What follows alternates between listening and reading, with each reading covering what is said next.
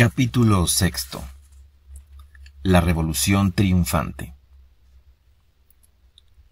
En la Escuela Nacional de Agricultura y Veterinaria no siempre se comía bien.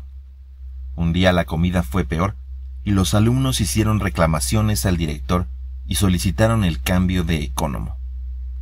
Nada hizo la dirección y una y otra vez la comida no fue del gusto del alumnado.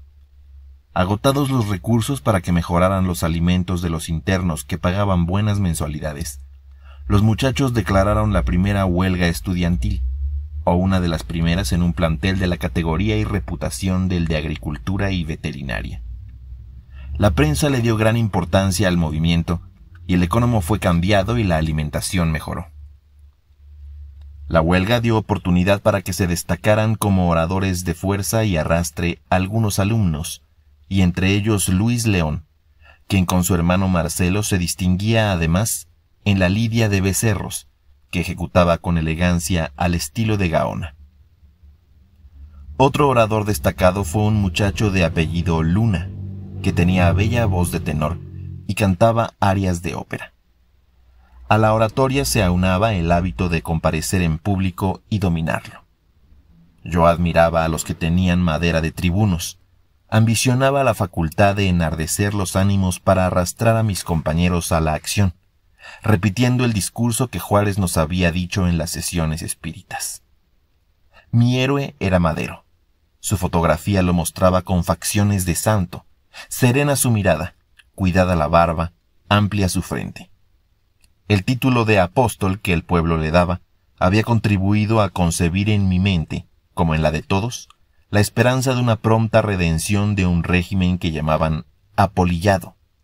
Y el Redentor era para mí un ser casi sobrenatural, pues si tenía el atrevimiento de oponerse al dictador Porfirio Díaz y a sus ministros, gobernadores y jefes políticos, era porque Dios mismo lo había inspirado. Con razón, en las sesiones espíritas lo llamaban Redentor de la Patria. Cuando en mi escuela se formaban grupos para discutir sobre la revolución, yo ensayaba mis incipientes facultades oratorias en defensa del líder Francisco y Madero. Pero todo esto tenía lugar precisamente en época de exámenes, y por atender a una cosa, desatendía la otra. Andaba inquieto con la incertidumbre de si me reprobarían por el tiempo perdido en reuniones de carácter político. En los demás establecimientos educativos ocurría lo mismo que en agricultura, pero pude darme cuenta de que aquí los estudiantes nos dividíamos en tres grupos: revolucionarios antimaderistas, o científicos e indiferentes o silenciosos.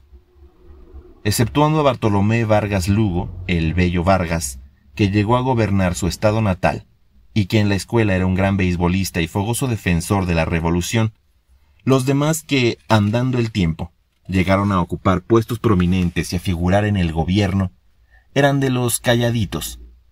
Tal vez su inteligencia les dictaba ser prudentes, pero yo nunca les oí defender a Madero, a don Venustiano Carranza o Álvaro Obregón. Sin embargo, los calladitos tuvieron mejor suerte que los agitadores y combativos, pues a Luna lo mataron. Lares, otro maderista fogoso, murió de fiebre cuando peleaba en el sur. A Luis León lo eliminaron de la política y a pesar de haber hecho plata y de haber conquistado a la más linda tiple del teatro principal, Chela Padilla, se esfumó en un modesto retiro. Samuel Espinosa, a quien jamás tomaron en serio desde una vez en que al hablar se atragantó de emoción y lo bajaron con burlas imponiéndole el apodo de El Eructo, desapareció en el anónimo político. Y yo, pobre de mí, que nunca figuré como revolucionario prominente entre mis compañeros, porque cada vez que hablaba en público lo hacía tan deprisa que me pusieron el mote de la ametralladora, nada hice a pesar de mis convicciones.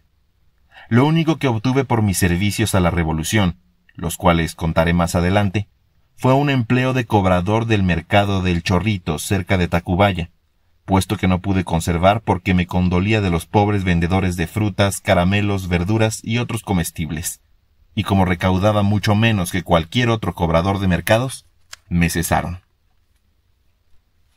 Tan rápido fue el triunfo de la revolución maderista que muchos no alcanzamos a darnos cuenta de ello. Cuando menos lo pensábamos, el general Díaz y sus familiares y amigos que sabían de los numerosos complots para asesinarle, se embarcó en Veracruz, en el Ipiranga, y se fue a Europa. Ocupó la presidencia don Francisco León de la Barra, al que llamaban el presidente blanco, por su neutralidad y catolicismo. En las caricaturas que con orgía burlesca reproducía la prensa y circulaban por las calles en festivos pasquines, lo pintaban con alitas de querubín y un halo de santo en la cabeza. Había pasado mis exámenes con regulares calificaciones. Como no obtuve premio, engatusé a mi madre con falsedades, haciéndola creer que me darían una beca por mi condición de revolucionario. El nuevo ministro que sustituiría al legendario y bonachón don Olegario Molina tendría que ser de los nuestros y de seguro me protegería. La entrada triunfal de nuestro libertador era esperada de un momento a otro. Las calles eran todo un espectáculo día tras día. Hombres, mujeres y muchachos que por vez primera salían en masa de sus barrios, recorrían las calles exhibiendo sus harapos. Venían de Tepito, pasaban gritando por San Lucas, La Merced, San Lázaro, Santa Julia y Peralvillo, y desembocaban en el Zócalo y frente al Palacio Nacional, donde armaban un ruido infernal con latas de petróleo, botes de basura, cajones y cuanto objeto encontraban, a los gritos de «¡Viva Madero! ¡Viva la revolución! ¡Abajo la tiranía! ¡Muera Porfirio Díaz! ¡Mueran los científicos!». El éxodo de las familias ricas hacia Veracruz para embarcarse con destino a La Habana y de ahí a Nueva York y Europa era como un desfile mudo en las estaciones ferroviarias. A nuestro amigo don Jesús no le daban descanso en la Pullman y nos tenía bien informados del movimiento viajero. Hoy salieron los Casasús y en el viaje pasado los Landa y Escandón con los Limantur, don Nacho de la Torre y muchos americanos que llevaban maletas repletas de dinero en oro. Pesaban tanto, agregaba expresivo, que no las pude cargar solo. Esos gringos llevan salvoconductos y baúles con tesoros y no pasan inspección en la aduana porque son extranjeros. Hay que comunicárselo a Beltrán y a López. Si vienen Eduardo Ochoa y Alberto Mañón o su hermano Pedrito, que me esperen para organizar la manifestación de recibimiento al señor Madero. Aquello era embriaguez de triunfo. Imperaba la desordenada e improvisada autoridad de muchos que el día anterior eran humildes empleados de oficina o porteros de edificios públicos. En nuestra propia casa y familia teníamos el ejemplo. Un empleado de la Pullman y un exguardabosque de Chapultepec, pues Amado tenía ya un expendio de pulque junto al cuartel de los guardabosques, acompañados de un vendedor de zapatos, de un fotógrafo de barrio y del hermano de este llamado Pedrito, famoso médium de efectos físicos en las sesiones de Peña y Peña, integrarían la comisión que, portando estandartes, banderas y gallardetes con el retrato de Madero, y seguida por un ejército de locatarios del mercado de la Merced, y por mí, iríamos hasta Tlalnepantla a recibir el convoy que conducía a Madero y sus colaboradores. Todo esto se realizaría al día siguiente, y mi madre, silenciosa, me ayudaba a pegar en banderas tricolores con engrudo hecho por ella misma, efigies del apóstol. Sin embargo, era ella la única persona que yo veía sin entusiasmo en aquel gran día. Había adoptado una muy inteligente actitud, que me tomó años descubrir, para no contrariarme, para darme por mi lado y estar siempre junto a mí como ángel guardián. Se propuso querer o aparentar que quería a las personas o a los amigos que yo quería, gustar de las cosas que yo gustaba, aunque no las entendiera o le desagradaran, aceptar las ideas religiosas que yo aceptara, aunque siguiera siempre, de corazón, siendo católica. No discutir jamás conmigo y aparentar una infantil ignorancia cuando se suscitasen discusiones, o bien una indiferencia como de abstraída o divagada, aunque estuviese presente en cuerpo y alma. Habiendo quedado todo preparado para salir de México hacia Tlalnepantla a las 3 de la mañana, nos acostamos a dormir temprano. Estaba en la mitad de un sueño profundo cuando una tremenda sacudida me botó de la cama. Era un espantoso temblor de tierra de los más grandes que jamás haya yo sentido. Todo estaba en tinieblas, pues se habían reventado los alambres de la luz. Apenas había escuchado un grito agudo de mi madre cuando ya sentí que sus brazos me arrastraban hacia el marco de la puerta. Se nos unió Carlota, y los tres, incitados por mi madre con voces de «recemos, recemos», hicimos oración. Yo rezaba el Padre Nuestro, el Ave María y Gloria, como carretilla que va cuesta abajo, sin esfuerzo, con la rapidez que me valió el mote escolar. Mi madre rezaba el Magnificat y Carlota no sé qué. Oímos crujir las vigas, azotarse las puertas, quebrarse los vidrios, desgañitarse empavorecidas las gentes. Escuchábamos el ruido lejano de paredes que caían. El temblor fue largo, espantoso, y aquella oscuridad, aquel sobresalto, y los gritos de la gente en la calle y en las casas vecinas me impresionaron hondamente. Cuando cesó el terremoto, mi madre encendió una vela y bajamos a la cocina a preparar un cocimiento de hojas de naranjo para los nervios.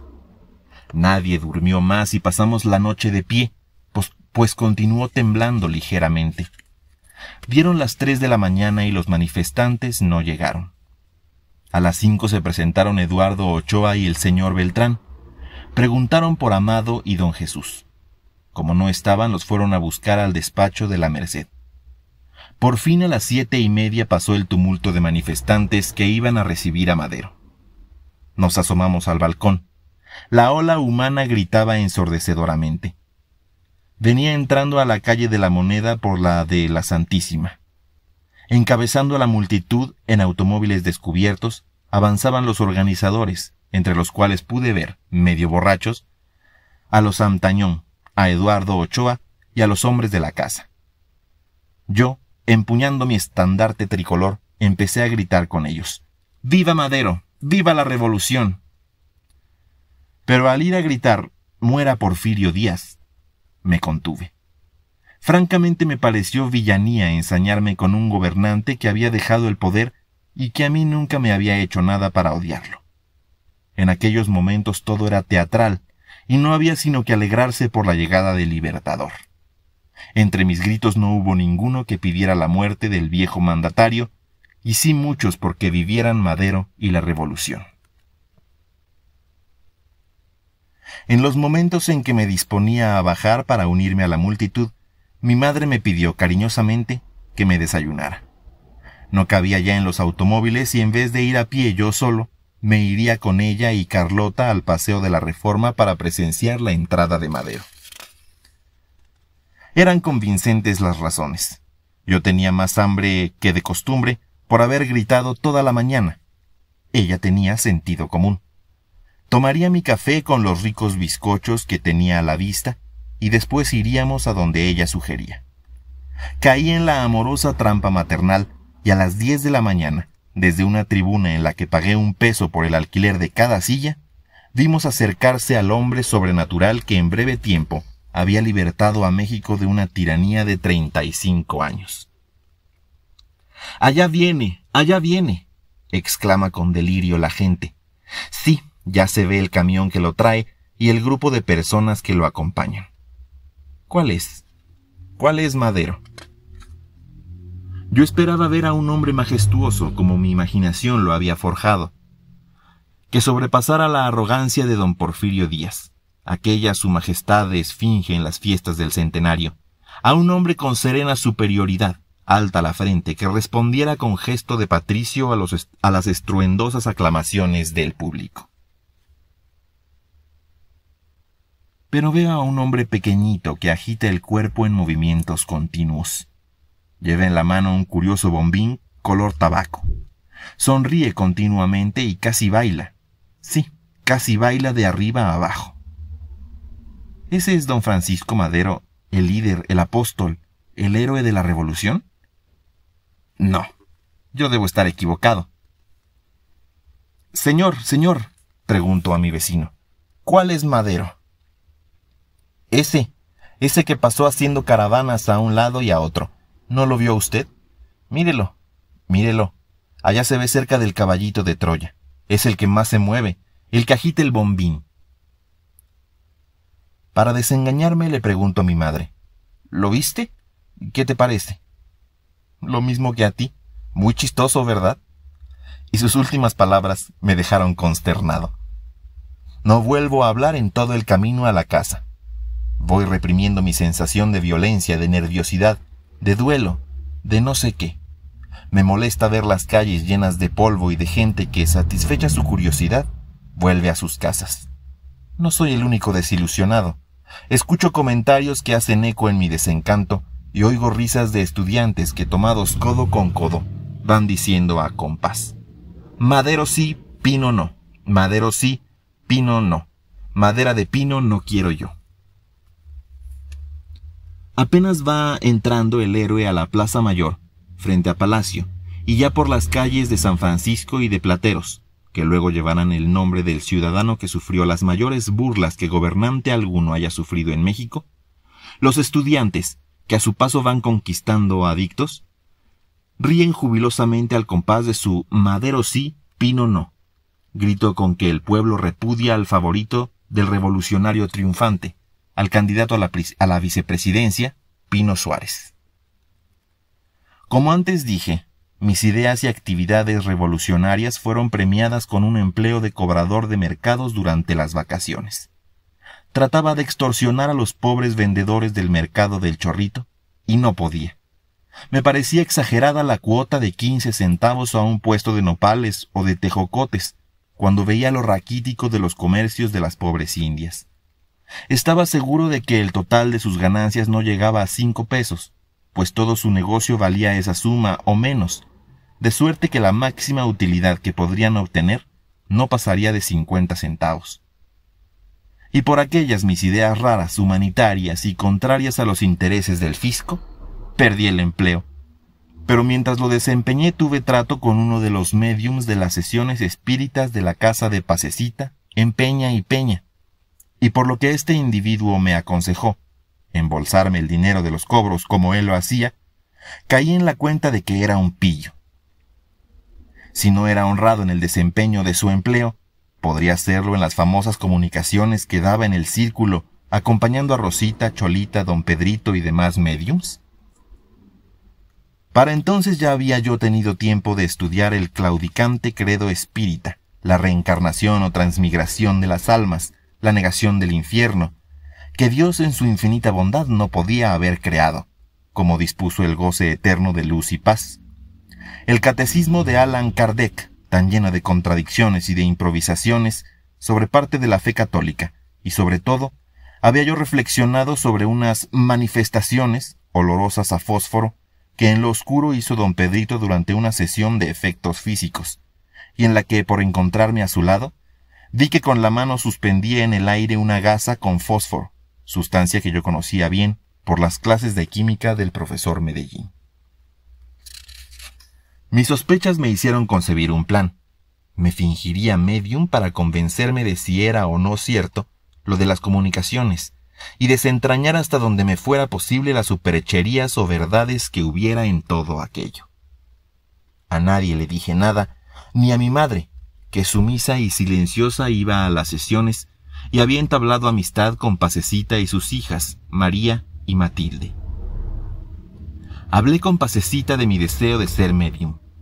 La buena señora, espírita de buena fe, o víctima de los médiums, estaba convencida de que lo que ella misma escribía, poniéndose en trance por automagnetización, lo escribía su esposo muerto, el doctor don José Ladrón de Guevara. Autosugestionada, la pobre consultaba con él los problemas económicos y las decisiones importantes de su vida. Enterada de mi deseo, me dijo con su dulce voz maternal: «Sí, hijito mío, desde que te vi vislumbré un halo verde en tu cabeza y estoy segura de que tienes facultad medianímica. Vamos a empezar tu desarrollo desde hoy». Confieso que al sentarme en el sillón que me designaron en la fila de los otros médiums, todavía sentí el temor de estar jugando con algo sagrado, que podía ser verdad, a la que me aproximaba con la intención de mentir. Hice un sincero acto de arrepentimiento. Pasecita, que para mí era como el evangelio espiritista viviente, me había descubierto facultades, y algo serio habría en ello. Me propuse no hacer ni decir más que la verdad, Invoqué a Dios, a la Virgen y al ángel de mi guarda, y así se lo dije a Pasecita cuando me daba los pases fluídicos. Ella lo aprobó, pues el ángel de mi guarda era mi espíritu protector. Fijó sus ojos bondadosos en mí por largo rato, diciéndome: no resista, duérmase. Efectivamente, la media luz, el silencio y el ver por tan largo rato los ojos de Pasecita me hicieron sentir sopor o sueño. Descansé al cerrar los ojos y la emoción me puso frías las manos. Tomaron nota del tiempo y del enfriamiento. María, hija mayor de Pasecita, era taquígrafa y llevaba una relación completa de lo que se decía y ocurría, y un acta de las discusiones. La cosa era bien seria. Éramos verdaderos espiritistas, no espiriteros. Pasó largo rato y Rosita, una medium gorda de tipo vulgar, dijo: tiene junto a él un ser maravilloso. Es su protector. Dice que se llama Pietro. Esta revelación me hizo estremecer y me puse más frío. Pasecita explicó que los fluidos fríos eran los buenos, de suerte que el estar yo tan frío era buena señal. Lo mismo empecé a creer. Dios mío, era verdad que yo era medium. Qué extraña sensación la de experimentar lo que yo dudaba y en verdad existía. Pero no pasó de ahí. No vi nada, no oí nada, y el resto de la sesión se desarrolló en comunicaciones del niño Fernandito, un ser muy elevado que afectaba tener solo 3 años y se comunicaba siempre por medio de Rosita con voz de niño, lo que a todos les parecía maravilloso, y llenaba de ingenuo júbilo. Esto lo oí con los ojos religiosamente cerrados. Luego, Joaquín Casteldeoro, el cobrador de mercados, dio una magnífica comunicación presentándose por el espíritu de Víctor Hugo, que al final habló en verso. La sesión terminó con una presentación de 2 espíritus sufrientes. Los presentó Cholita Taballas, otra medium joven y bonita. Uno de los espíritus era una tísica que al principio tosía atrozmente, pero que se retiró muy feliz cuando le dijeron que estaba muerta y ahora vivía en el reino de la luz con sus seres queridos, a los cuales vio, y loca de alegría bendijo al espiritismo que le había dado tanta felicidad. A otro ser no se le pudo conquistar. Era un sacerdote aferrado a la idea de que estaba todavía en su confesionario y nada lo pudo hacer cambiar.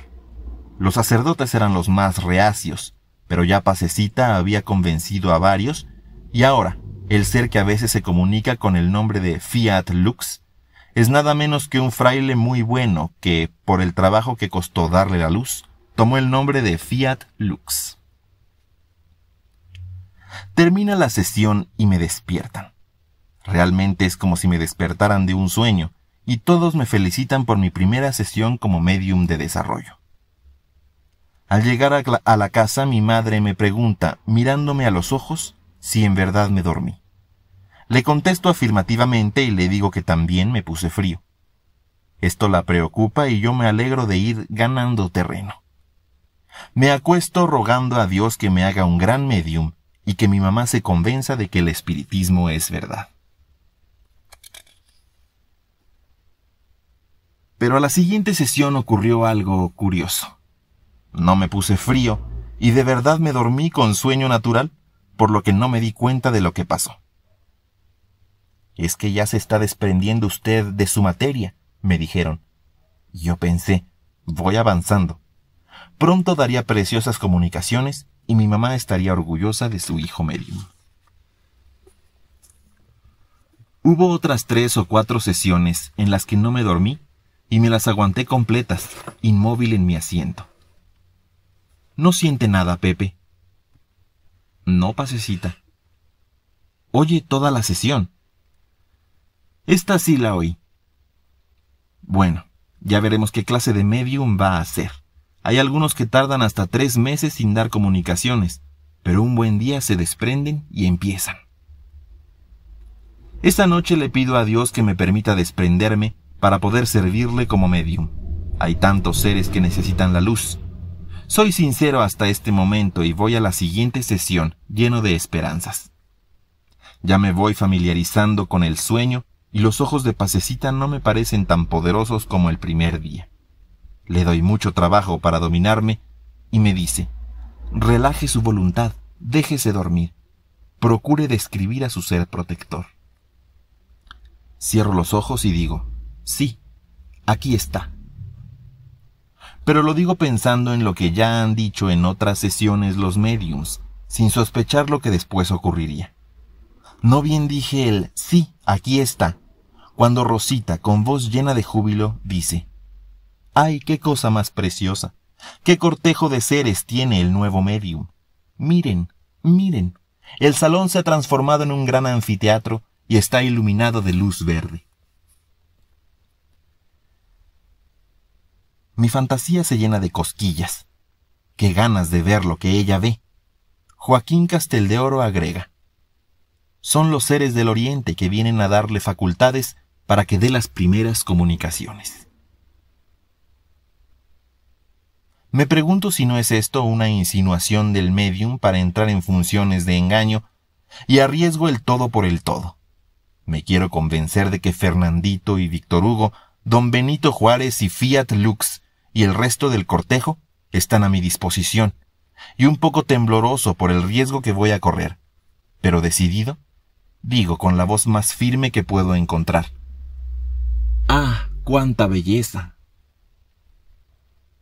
Un murmullo y un rebullir de sillas sigue a mi exclamación. Continúa Casteldeoro: abra sus brazos, hermano, y tome el vuelo, que yo lo voy a acompañar. No hay remedio. Tengo que seguir la farsa y, suspirando, me voy al espacio, y Pietro, mi espíritu protector, toma posesión de mi cuerpo. Saluda y cuenta lo mucho que me ha cuidado. Habla de los peligros en que he estado y de los cuales me ha salvado. Mi vida y mi futuro le son muy caros y siempre me protegerá. Pero ya está un gran ser hablando por don Joaquín. Es Abba Valdef, el gran sabio de Oriente, que se presenta y hace, por medio de don Joaquín Casteldeoro, una estupenda descripción de la recepción que nos están dando a los dos, pues andamos en el espacio mientras nuestros cuerpos están ocupados por los grandes seres, y nos arrebatamos los párrafos con jubilosas exclamaciones de Rosita y suspiros de Soledad, que ayudan a describir la gran fiesta espiritual. Estoy sudando, pero sigo con los ojos cerrados y respirando fuerte, sin saber qué partido tomar. Lo mejor es quedarse quieto y aparentar que duermo, dejando a los más expertos la continuación de la fiesta. Viene esa gran noche de mi debut como médium, Sor Juana Inés de la Cruz, que en otra encarnación fue Citlali, princesa azteca, perfecta convencida de que la Iglesia católica es sólo una cosa necesaria a las pobres masas ignorantes, todavía no inundadas por la luz del espiritismo, y a las cuales hay que tener controladas por el temor del infierno, pues el día en que pierdan ese temor, ¡ay de la humanidad! Aquella noche no hay espíritus sufrientes, pues es fiesta espiritual. En la próxima sesión procederemos por orden, dice el señor Juárez, quien se comunica al final, con don Joaquín. Primero comunicaciones de los dirigentes, por don Joaquín. Después comunicaciones de los seres del Oriente, por mí. Y después comunicaciones de seres sufrientes, por Rosita y Chole y demás médiums en desarrollo. Cuando me despiertan siento miedo de ver a mi madre cara a cara a la luz del brillante foco central de la sala y finjo dolor de cabeza. Todos me felicitan y me abrazan. Ha sido una cosa maravillosa. Tiene el centro, en mí, un gran medium. «¿Pero no se acuerda usted de nada?», me preguntan. No me acuerdo, y ya me muero por irme a casa. El próximo sábado habrá sesión. No vaya yo a olvidarme y los deje plantados. Pasecita recomienda a mi mamá que me dé bien de comer, pues la mediumnidad es muy fatigosa y requiere grandes energías. Tengo que estar fuerte y bien descansado. Debo dormir todo lo que el cuerpo pida. Hay que tener cuidado con el nuevo medium. Me abraza Pasecita sinceramente emocionada por el hallazgo en mí de un hijo espiritual, y se queda dando gracias a Dios y a los seres del espacio. Esa noche tardo mucho en dormir, preparando mi próxima sesión. ¿Qué ser del Oriente voy a presentar? Qué bonito será que venga un japonés que hable a medias el español. ¿Qué nombre, qué nombre? Yo acababa de ver la ópera Madame Butterfly, y ahí había el nombre de Suzuki, algo por el estilo. Sí, ya lo tengo. El ser del Oriente se llamará Sotoyuki.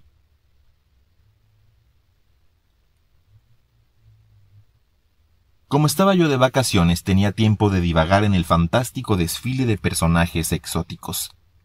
Las sesiones siguieron en un auge extraordinario. Venían las Espinosa.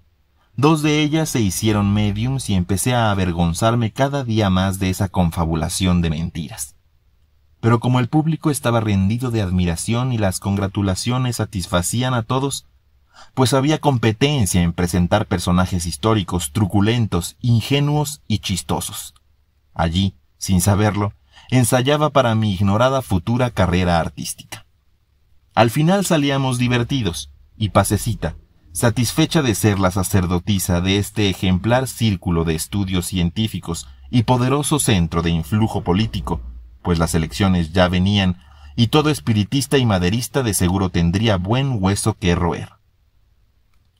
Por eso las sesiones terminaban siempre haciendo varios minutos de oración mental por nuestro gran futuro presidente. Era el momento de desplegar un fervor político espectacular, ya que todos habíamos sido heroicos maderistas desde los tiempos de la odiosa dictadura. Sin embargo, yo tenía mi espina interior. Aquella baraúnda de mentiras no convencía a muchos. No faltaron jóvenes de astucia y bien puesto el sentido común, como Pepe Sánchez García y el profesor don Juan León, que asistía arrastrado por las Espinosa para la discusión de algunas irregularidades históricas, sobre todo en lo de las reinas de Francia, que insistían en venir por la médium gorda, Rosita, quien metía la pata horrorosamente, y a la que el señor Juárez le ordenó una noche que no diera más cabida a esos espíritus, pues había el temor de que fueran chocarreros. Rosita se ofendió y dijo que sus comunicaciones eran de auténticas reinas de Francia, y afortunadamente ya no volvió, pues fundó su círculo en el callejón de San Antonio Tomatlán, al cual se pasaron las devotas del milagroso niño Fernandito, que curaba y defendía de maleficios. Mi madre me ayudó bastante cuando un día me dijo: «Bueno, ya es tiempo de dejar las sesiones, pues dentro de 2 semanas principian las clases, y es necesario que arregles lo de tu beca para que seas interno el año próximo». «Magnífica excusa», le dije, «para dejar todo eso. Les diré que mi cerebro se ha debilitado y que con los estudios no tengo tiempo ni energías para trabajar más como medium». Pero al mismo tiempo me decía que varonilmente debía desenmascarar toda aquella superhechería y desengañar a la pobre de Pasecita, quien realmente, con sus hijas María y Matilde y su hijo Gustavo, tan buenos y sinceros, eran víctimas de la farsa. Me decidí a hacerlo con toda la amplitud teatral que ameritaba el caso, para escarmentar a los de la farándula y discurrí la mejor forma de romper una sesión en pleno auge, para terminar de raíz con el espiritismo. Ya verían lo que yo era. Pero no por eso debería olvidar que la beca para ser interno era lo primero y más importante. Empecé a rondar la Secretaría de Fomento para informarme de los requisitos necesarios para obtener una beca. Lo primero eran calificaciones, las más altas. Luego, buena conducta y buena salud. Pero ya con el primer requisito estaba yo fuera de posibilidades, pues aunque tenía varios perfectamente bien, había 2 medianos, uno fatalmente en matemáticas y otro en química. Sin embargo, una recomendación de alguien del partido, yo podía demostrar que era maderista, no de los recientes, sino anterior a muchos que empezaban a encumbrarse, podría abrirme las puertas y conseguirme todo. «Hombre», me dije, dándome un golpe en la frente, «el señor Beltrán». No sabía dónde vivía, pero en casa de la Felipa o en la de Pasecita me informarían, y me fui directo donde la Felipa. Llegué a su casa y pregunté a las muchachas por el domicilio del señor Beltrán. No lo sabían, pero si esperaba un rato vendría el güero, que era el esposo de la Felipa, y él me diría o hasta me llevaría. Esperé como media hora y el güero no llegó, pero salió Felipita envuelta en una bata floreada que la hacía más gorda. Me dijo que influencias las tenía y muy grandes en la Secretaría de Guerra el señor Beltrán, pero para conseguir algo en la de Fomento nadie mejor que el hermano del Villar, director del más grande centro espírita de México, situado en la contraesquina del Correo. Decididamente los espíritas eran hombres de influencia. No había más remedio que continuar en contacto con ellos. Subo a un segundo piso y cuando allí pregunto por el señor del Villar, me hacen pasar a un despacho contiguo a un salón de actos. En un pupitre muy elegante está un señor de barba negra que con acento español me recibe afable. Para presentarme, la mejor recomendación es decir que soy de los médiums del centro de Peña y Peña. Yo que quería arrancarme aquel estigma, he aquí que lo uso nada menos que para lograr lo más importante, que es mi beca. Le digo al caballero que soy estudiante de agricultura y lo que deseo, pero en vez de responder al favor que le pido, llama a la oficina contigua y me presenta con un español de decidido tipo gallego, que responde al nombre de hermano Tamayo. Le informo que soy cadete de agricultura y médium del centro de Peña y Peña. Tamayo muestra una agradable sorpresa y dice: «Ah, sí, ya sabemos de sus sesiones y de su magnífica facultad. Esperamos que trabaje en nuestro centro alguna de estas noches. Aquí concurre la flor y nata del espiritismo científico. Nuestras sesiones están perfectamente controladas. Aquí trabaja una de las médiums que también ha dado sesiones con usted, Soledad Tabayas».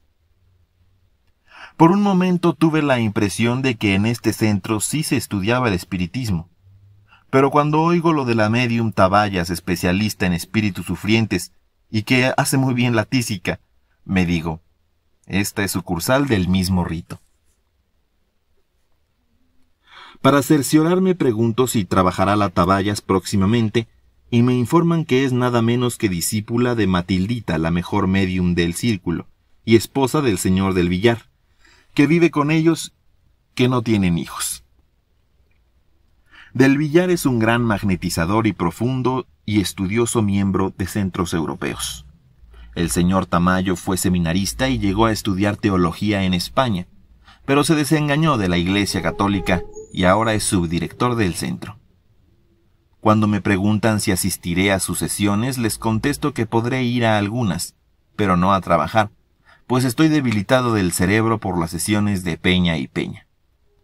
¿Podrán ustedes, les digo, conectarme con algún alto empleado de la Secretaría de Fomento para conseguir una beca de interno en la Escuela de Agricultura? Eso es muy sencillo, dice el señor del Villar. Me voy a concentrar en ello y dentro de 2 o 3 días tendrá usted su beca. Lo esperamos en la sesión de esta noche. Aquí las hay diariamente. Con la esperanza de obtener la beca, acepto concurrir. Mi madre se pone sombría cuando le cuento que he conocido a 2 eminentes espíritas bien relacionados con el gobierno, quienes han ofrecido conseguirme la beca, y que esa noche asistiría al mejor centro espírita de México. Yo te acompaño, dijo en el acto.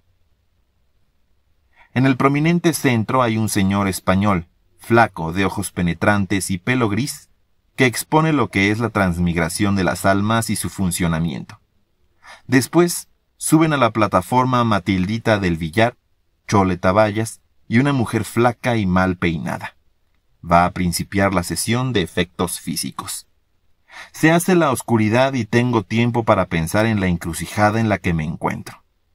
Si el espiritismo es, como ya estoy seguro, una serie de errores y fantasías, y a él vienen a parar los que han sido estudiantes de teología en España, como este individuo Tamayo, ¿dónde estará la verdad? Pero estos otros señores a quienes no mueve ningún interés, y sin embargo se dedican a la búsqueda de fenómenos sobrenaturales, sabiendo, lo dijo ahí el señor del Villar, mientras ataban a la médium con vendas de pies y manos a una silla, que solamente 2 veces en 10 años él había logrado que se produjeran fenómenos físicos de materializaciones y aportes sin que el médium se desatase o le desatasen. ¿Cómo es, me preguntaba, que continúan gastando tiempo, energías y hasta dinero en lo que se presta a superchería?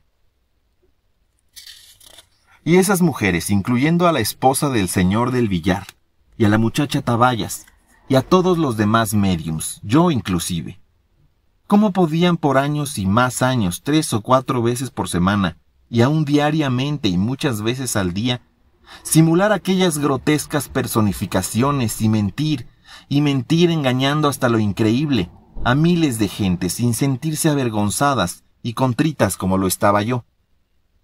Tal vez eran, como yo mismo, víctimas de un momento de debilidad.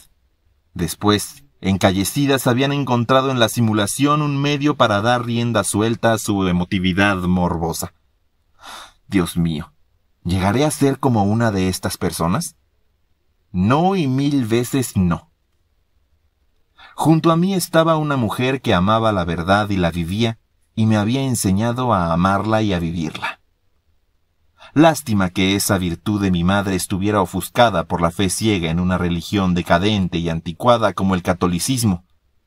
Pero había otras muchas religiones y en alguna de ellas estaba la verdad, pues Dios no podía permitir que esta perfecta creación en que nos movíamos existiera abandonada a la casualidad. Yo tenía que dar con esa verdad, estuviera donde estuviera. Me pasaría años o toda la vida estudiando religiones hasta adueñarme de la luminosa revelación que hacía falta para gozar de una conciencia tranquila.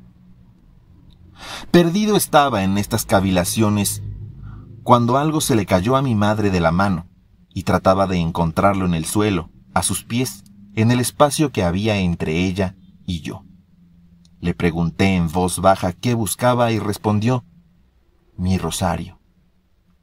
Siento que lo recoge y que cierra su bolsa con el peculiar ruido del broche. De pronto no caigo en que podía haber estado rezando y supongo que, tal vez, al sacar el pañuelo, el rosario resbaló. Después me asalta la duda y me propongo investigarlo al terminar la sesión. Pasan largos los minutos. Nada se oye que no sea la respiración de la médium que, como de costumbre, resopla para impresionarnos. Pero eso yo lo hago mejor. El señor del Villar ordena que se enciendan las luces y vemos a la médium, que sigue atada. La única novedad es que está despeinada, como si la hubiera arrebatado un ventarrón.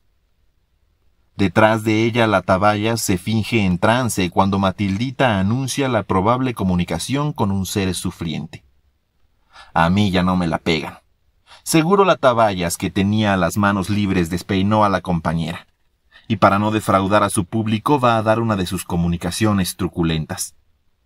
Efectivamente viene por ella un revolucionario herido en batalla.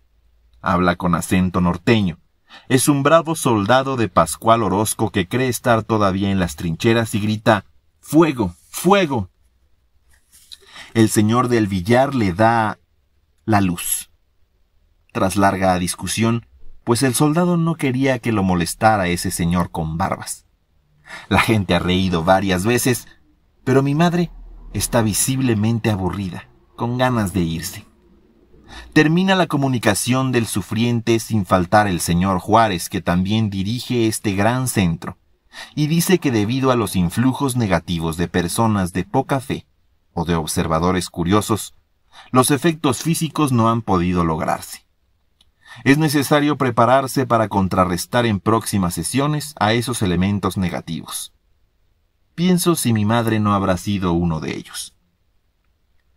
Cuando salimos entre los primeros, por las prisas de mi madre, al bajar la escalera le pregunto si había estado rezando el rosario, y ella, como quien confiesa un delito, me respondió que sí. Pues no lo vuelvas a hacer, le repliqué, porque se echan a perder las sesiones. Su respuesta fue rotunda. Pues eso es buena señal de que esto, y señala su bolso que contiene el rosario, es más poderoso que aquello. Confuso y hasta contrariado por mi derrota, le digo que tengo que volver para conseguir mi beca. Está muy bien, añade. Yo te acompaño. No hay remedio. Esta mamá es indomable. Y allá ella. Tan molesto me sentía que si el señor del billar no me hubiera ofrecido con tanta certidumbre ocuparse de mi beca, con el fácil pretexto de mis clases hubiera yo abandonado la farsa de las sesiones espíritas. Cuando días después volví para informarme de lo que hubiera hecho en mi favor, me recibió con la buena nueva de que había encomendado y recomendado mi asunto a un señor dos amantes, quien le había asegurado que era cosa hecha lo de mi beca apenas tomara posesión de la presidencia el señor Madero y de la Secretaría de Fomento el señor Hernández.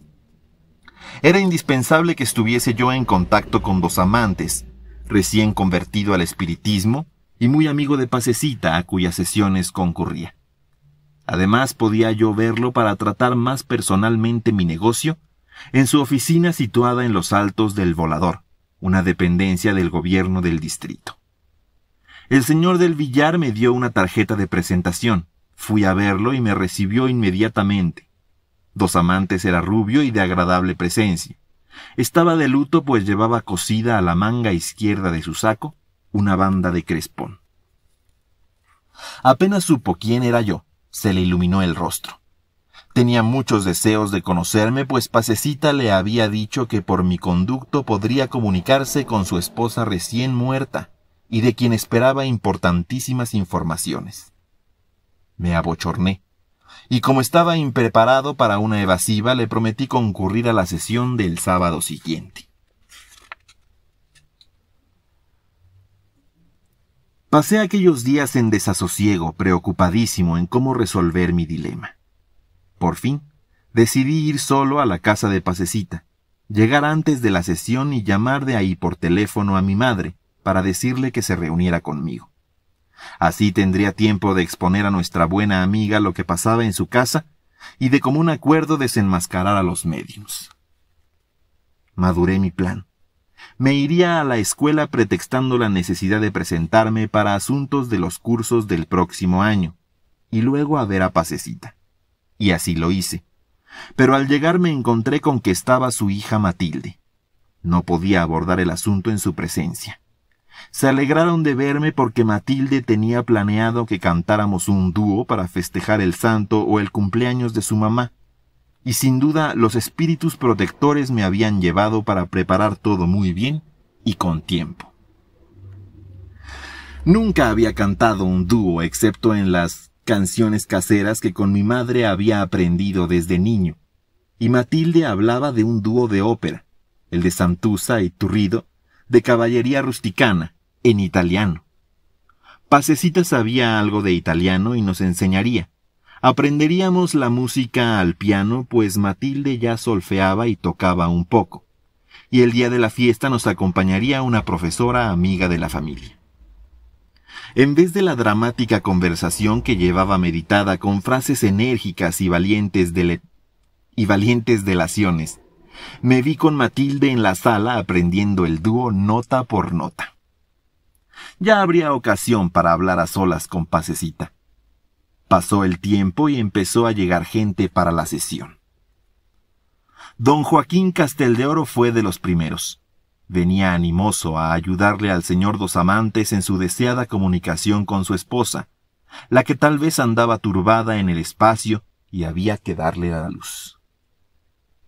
Llegaron otras personas y al poco rato mi madre con Carlota y don Jesús. Luego el señor Dos Amantes con 3 amigos bien vestidos que nunca habían ido. ¿Qué hacer?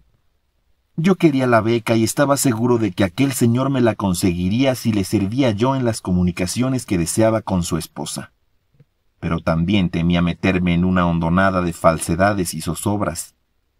Sin duda, pienso, otros médiums se han visto en la necesidad de continuar encadenados a esta horrible vida de mentiras, tal y como se ven empujadas al pecado las pobres prostitutas que caen en una cadena de explotadores. Me siento muy bajo en este oficio que, por comparación, es igual al de las prostitutas, pues si ellas se venden por dinero, yo por interés me voy a prestar a un engaño. Pecar por interés. No se me había ocurrido esta comparación, y allí mismo doy mentalmente media vuelta y pongo las espaldas a la idea de prestarme para el engaño. ¿Y la beca? Allí está mi pobre madre, que con gusto llevará el fardo de mi manutención, transportación, uniformes, libros. Ella y don Jesús pueden seguir trabajando y Dios no nos va a faltar. Ya algún día podré compensar sus afanes. Debo estudiar duro este año y merecer tanto sacrificio. Mientras pienso estas cosas, Pasecita duerme a los otros médiums, pero luego viene y me toma por las manos. Vamos, hijito mío, preste su voluntad y duérmase. La miro con energía y poniéndome de pie, digo con toda entereza, no. Mi madre se estremece en su asiento. Noto que su mirada está llena de ansiedad. ¿Cómo? ¿No quiere usted trabajar esta noche? Ni esta noche ni nunca, respondo enérgico, y mi voz es de hombre, no de muchacho encaprichado. Mi propia voz me anima y me levanto del asiento. Don Joaquín Casteldeoro interviene al momento con voz llena de confianza. No es Chuchito quien le contesta a Pasecita. Es un ser obcecado, un ser muy peligroso y lleno de tinieblas, que ha tomado posesión del médium. Pero no hay cuidado, estamos bien protegidos por un ejército de espíritus de luz que rodean a los otros médiums. Hay que aislar a Chuchito en un capelo fluídico y no dejarse engañar por lo que diga, pues no es él. Las otras dos médiums también dicen en coro, no, no es él quien ha dicho eso, está posesionado de él un ser malo.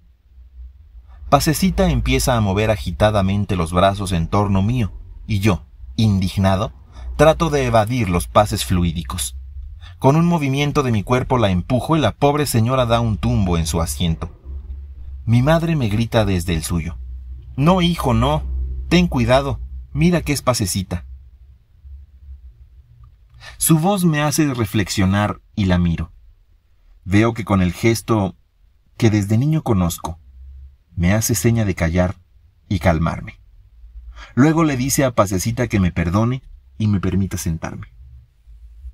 Sí, dice Casteldeoro, hay que dejarlo. Ya está aislado y es mejor que esta noche no trabaje. Cuando un ser toma posesión de un médium, es mejor alejarlo de las sesiones hasta que pase su curación. Los presentes deben hacer oración porque pronto recupere su facultad, limpia de todo influjo, nuestro hermano Chuchito. Mi madre ya me ha tomado del brazo. Su manecita fuerte como tenaza me arrastra a su lado y con sucesivos apretones me indica que la obedezca. Me siento junto a ella y permanezco silencioso, cuando hubiera querido gritar, como en una plaza, la verdad de toda aquella mafia de embusteros. Ya en mi asiento me pongo a reflexionar. Es una buena y fácil salida esto de la obsesión. Así me libraré para siempre de volver a dar comunicaciones. La sesión se desenvolvió como de costumbre. Era de esperarse lo que ocurrió. El médium Casteldeoro presentó a la anhelada esposa del señor Dos Amantes, tal y como lo había dicho antes de dormirse. La difunta se creía de este mundo. Fingía no conocer a la persona que le hablaba. Se movía en un círculo vicioso de coqueterías del cual nadie la podía sacar, hasta que Pasecita tuvo la idea de que su esposo le dirigiera la palabra. Y cuando lo hizo el señor Dos Amantes y le habló por su nombre con todo cariño, la difunta, en una explosión de sollozos, se alejó de la sesión. Había que llamarla en otras sesiones y hacer que poco a poco el señor Dos Amantes le recordara pasajes de su vida, a fin de que recobrara la memoria y la luz. Truco muy claro para que el médium obtuviera la información y los detalles íntimos de la muerta, para así celebrar muchas sesiones y ganarse Casteldeoro un cliente o un bobo más. Con las náuseas del que bebe un licor que lo ha intoxicado y por ello lo detesta, estaba yo purgando mi propia falta. Me hice el propósito de revelar todo a Pasecita en la primera ocasión y librarla con su familia del engaño en que vivían. Había que visitarlos fuera de sesión, tratarlos socialmente, para encontrar la coyuntura de hablarles sobre aquello con prudencia. Pero al final de la sesión pasó algo inesperado. El señor Dos Amantes presentó a los dos señores que lo acompañaban como teósofos ilustres de gran experiencia en las ciencias ocultas. Habían ido justamente a demostrar que todo lo que pasa en las sesiones espíritas era puro animismo e ilusión, cuando no superchería. Uno de ellos, el señor López Fuentes, dijo: «Sí, hermanos míos, el espiritismo es el puente de oro que nos conduce a la teosofía. Es la entrada al mundo de las ciencias ocultas más antiguas del Oriente, y yo estoy dispuesto a daros unas conferencias sobre la ciencia de las ciencias, la teosofía, que es la siguiente etapa de vuestra ascensión al conocimiento de la verdad». Casteldeoro preguntó indignado: «¿Quieren decir que los espíritas nos estamos engañando y engañando a los demás?». López Fuentes, con dulce sonrisa y calma señorial, solo respondió: «Eso usted lo sabe, señor». Casteldeoro, cruzando violentamente los brazos con un gesto que con el tiempo haría popular a Cantinflas, replicó: «Pero esto es intolerable, hermanos. No puedo soportar que se insulte así a nuestro círculo. Aquí todos somos personas incapaces de mentir. Pasecita, ¿es usted acaso una embustera?». Pasecita respondió con toda calma: «Este es un centro de estudios, y mucho nos agradaría escuchar las conferencias sobre teosofía que el señor nos ofrece». Casteldeoro salió de la estancia sin decir adiós a nadie. Los que permanecimos charlamos un rato con los elegantes señores teósofos, y hasta yo, que me había hecho el firme propósito de nunca volver a las sesiones, encontré una nueva satisfacción cuando el señor López Fuentes me tomó de la mano y me dijo: «No vaya usted a faltar. Me interesa mucho que jóvenes como usted, dados a las cosas del espíritu, sean discípulos de la genial Blavatsky y de nuestra gran Annie Besant». Al salir con el pobre don Jesús, que bostezaba, y con Carlota, que nunca opinaba nada, solo a mi madre encontré capaz de conversar sobre el descubrimiento de la nueva ciencia que íbamos a conocer. «Ya ves, mamá», le digo, «no hemos perdido el tiempo. Ahora vamos a conocer esa ciencia maravillosa». Ella me respondió: «Tú vas, porque yo ya vengo». Como no entendía su estupenda, irónica respuesta, pensé: pobre de mi madre con sus dichos de San Gabriel. No sabe lo que nosotros, los jóvenes dados a las cosas del espíritu, tenemos en la mente.